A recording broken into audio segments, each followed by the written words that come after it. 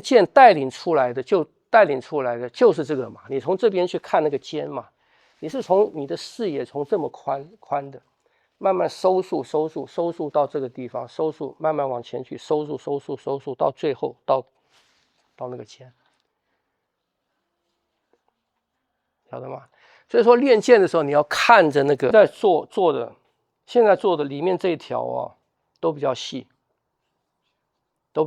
其实是以真的实战剑来讲，那个是不够的，因为这边太细了。所以以前在里面的地方啊，它也是由粗到细，这边也是由粗到细，它才有力量。然后这边呢，通常是没有刃的，这边也是刃口这个地方呢，也是由粗慢慢收到细。那这种剑啊，这种剑的比重就很难抓。这种剑的比重比较好抓，因为你看它几乎都差不多嘛，所以它的比重是在哪边？是在装的轻重这边太重了，就把这边加重来做个平衡，那就重全都在手上面了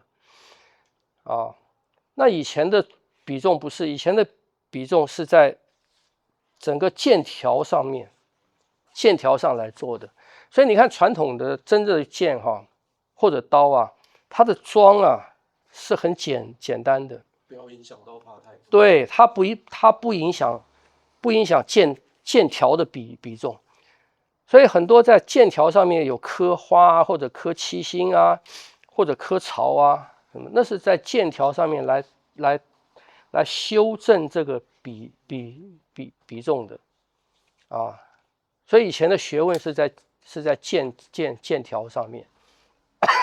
你看以前传统剑，它只要很漂亮的剑条，基本上都不太实用剑，都不是实用剑。你看那个乾隆剑啊，那就是装漂亮，那是给富贵人家达官贵人戴的，并不是很实用的剑请问它4个面跟8个面会有差别？8个面是比较牢坚固8个面它吃力，8个面它吃力会比较它受力面变得很多嘛，是不是？所以它可以砍，这个就不适合砍所以一般民间的剑应该也是4个面就可以。因为它是注重割嘛，它在这一段，它主要是在这一段，所以剑的使用伤人差不多就在这一段。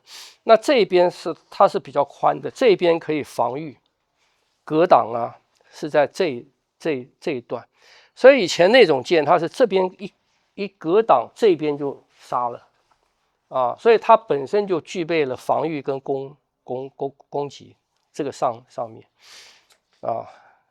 那我觉得要恢复传统剑的功能，应该在这个方面下功夫，因为你的这个东西对了以后，你练剑你才会练对，就工具对了，你才知道怎么根据这个工具去使用它嘛如果工具不对，你使用的方法也会变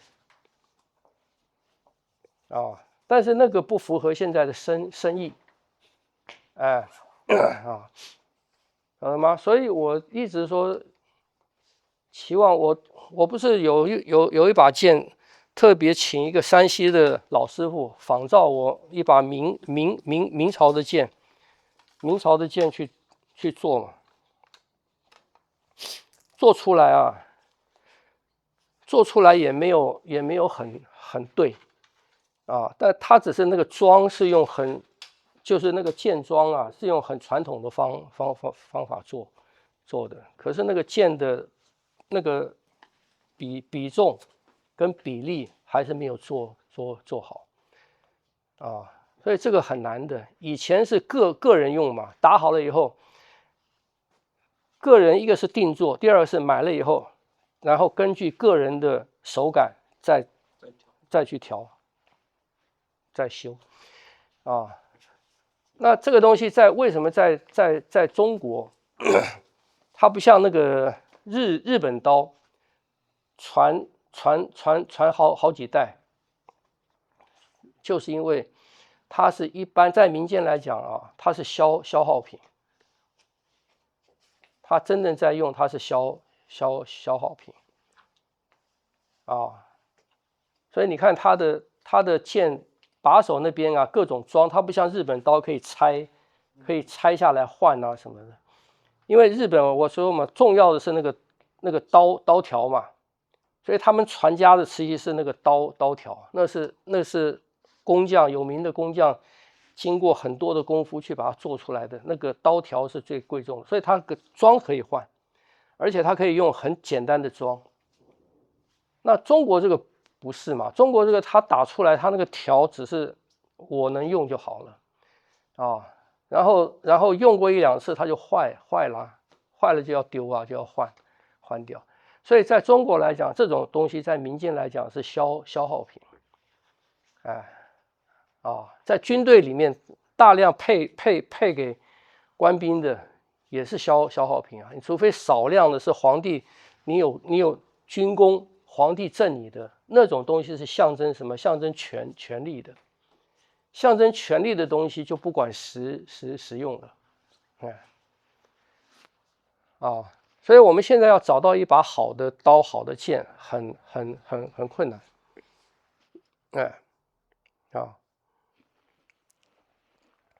那因为没有正确的刀跟剑，就是我们练的这个器械啊，没有正确的，所以到现在啊，练法都变了，那你就练不出来这个东西你应该要有的那种用力的方式跟身法手法了。你就看到用剑可以这样玩嘛，刀也可以这样随便玩，棍也可以这样随便玩，不对的嘛。那棍是重兵器啊，棍是重兵器啊，你怎么可以那样玩呢？是不是啊？所以你看他们现在打刀剑棍枪啊，身法手法通通一样，只是兵器不一样。这个你们可以从现在的那个竞赛套路里面看得出来啊，跳跃翻身啊，那些空中翻啊，他拿什么东西全都是那一套。那你们再回过头来看台湾南部的那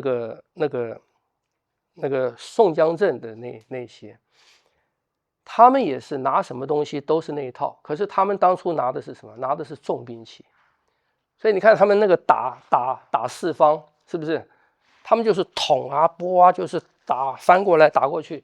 他们拿棍也是那样子，拿叉也是那样子，拿什么也是那几招。可是他那个是实用器，他是重兵器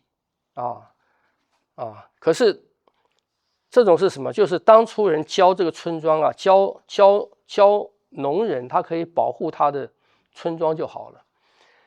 它不是用来上战场的，它是对付一般的劫匪啊、强盗啊或者相互村庄的打斗啊，这样子的，就民间的打斗所以你手上拿到什么，你就用这个方法用就好了所以你看一个现在的是这个，他为了表演，他为了表演，他要有动作的难度，所以他拿到什么东西，他都是用这种身法。那你用这种身法的时候，你拿的东西是什么东西？绝对是轻的啊。拿重的东西，你不可能做出那样的身法嘛，是不是？那早期也是啊，宋江镇那也是啊，他为了单一的目的，使用的目的，要教一般的人在农忙，你手上农具里面拿到什么东西，你都可以用，你都是用同一个方法用，所以两个的思路是一样的，晓得吗？思路是一样的。那这个的背后是什么？晓得吗？当我们看到这种东西的时候，你要知道这个背后是什么，也就是说，设计这个东西的人是什么人？他是根据什么样的背景能够设计出这样子的训练？那个东西才是真正的东西。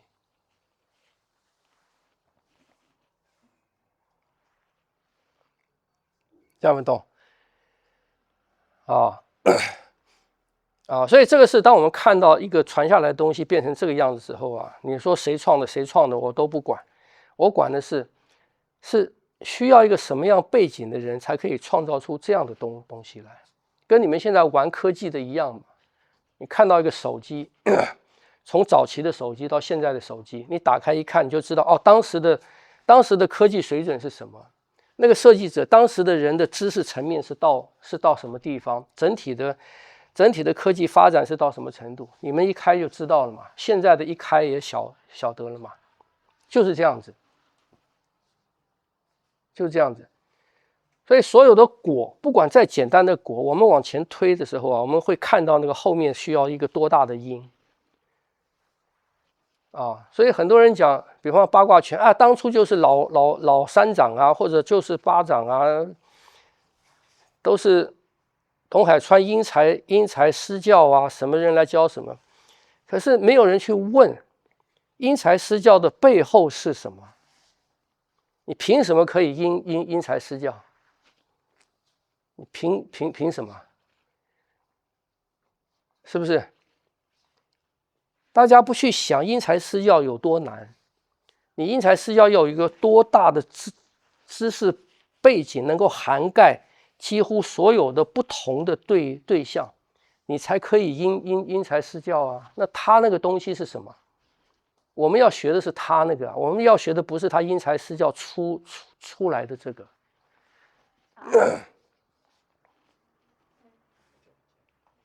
听不懂？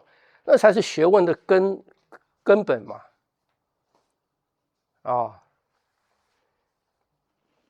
所以我们在看到一个东西的时候，跟现在研究古董的一样嘛，研究一个明朝的花瓶，宋朝的一个盏，把它分析，然后晓得啊，当时的烧制的能力是到什么，当时的制釉的能力是什么，当时的色彩的使用是使用什么，就当时你了解了当时一个整体的一个水准跟他们的能力，这是根据什么来的？根据这个成品来的。所以他们拿到一个成品，不光是这个成品拿出来看就好了，不是的，根据这个了解到当时一个更大的一个水准，一个能力，跟一个社会形态，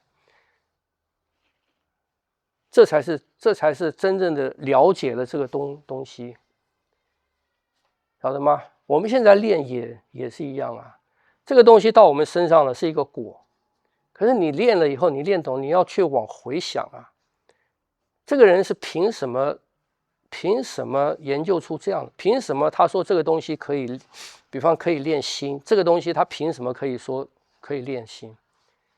他凭什么可以这样子？他凭什么可以那样子？是不是？所以当我们自己了解的越多的时候，我们往回推，我们可以理解的、可以看到的东西就越多。那我们只停留在那个果的时候呢，我们就看不到前面的那个东西了嘛。那后面的人呢？后面的人越来越浅，他的认知越来越单一化，越来越浅。所以你看早期的东西，它设计出来啊，它是多功能的，它是多功能，就是它照顾的面是很多的，因为它的能力够，他的思维够，他的东西是照顾面很多。那后来的人呢？后来学的人呢？他的基本能力不够，他照顾的面，他把它修改，把它精简，把它做改变。根据什么改变？根据他的单一面的认知。它根据单一面的需求跟认知跟功能去把它所谓的简化，去把它所谓的改变。也就是说，现在这种人他没有达到以前的那种宗师的那个等级啊。所以我们所谓的精简化，就我们读古文嘛，后来不读原文了，就去读别人的翻译，读白话文，是不是？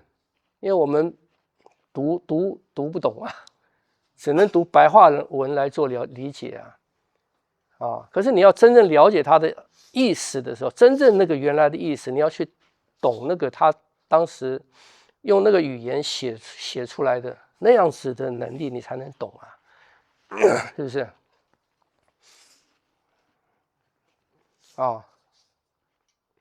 这样不懂？所以一把剑也是一样，一把剑，中国的武器的最高峰就是剑。我所谓的最高峰，就是在哲学意义上讲，或者在精神层面上讲，最高峰的就是剑。那十字这个符号，十字这个符号在全世界通通有的，在全世界的宗教领域啊、精神领域啊、心灵领域啊，这个符号啊是普遍的。那这个符号到底有什么神秘的意义？我们不晓得，但是我们知道它的普遍性。所以剑后来走到这样的形制，我认为它有它的一个我们认知到的跟我们认知不到的这个因素在背后催化它所以后来为什么到道家修道的人都练剑？为什么修道的人都练剑？修道的人为什么不能练刀？或者说，为什么只有剑能够帮助他们修道？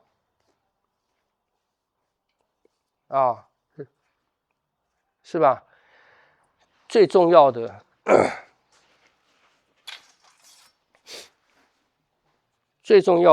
就是这个。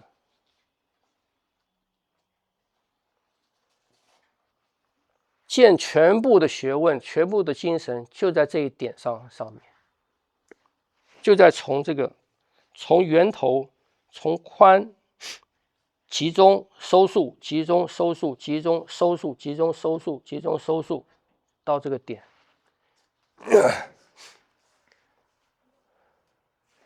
练神也是这个，从宽、从散乱。集中收束，集中收束，集中收束，集中收束到这个点。所以练剑带领出来的就是这个嘛。你从这边去看那个尖嘛，你是从你的视野从这么宽的，慢慢收束到这个地方，收束慢慢往前去，收束到最后到那个尖，晓得吗？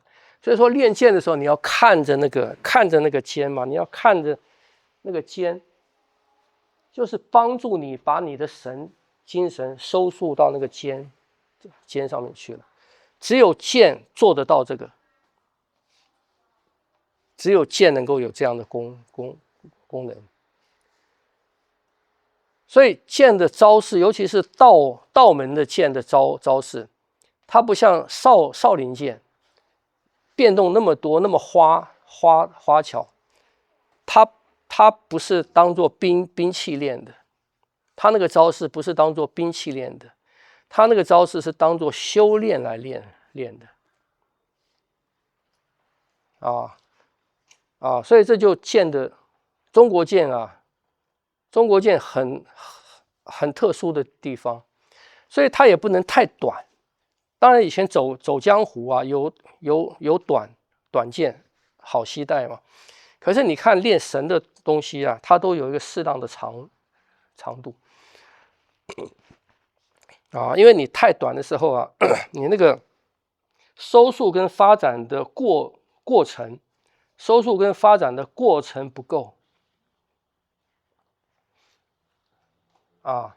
所以你们平常练我教过你们嘛，你们就这样站着。你这样站的时候，你的眼睛看到的是从你这两边宽的三角形的底嘛，这是一个三角形的底嘛。透过这个三角形的尖，然后凝聚到前面去，你就把神就这样子看着，你就一路到那个尖，你的神就凝住了啊，听不懂？这是剑的含义，就是道门的剑的含义是这样子的。所以讲剑是中国武术里面最高的，为什么？因为它可以走到精神面去啊。好，这是剑讲出来的闲话哈。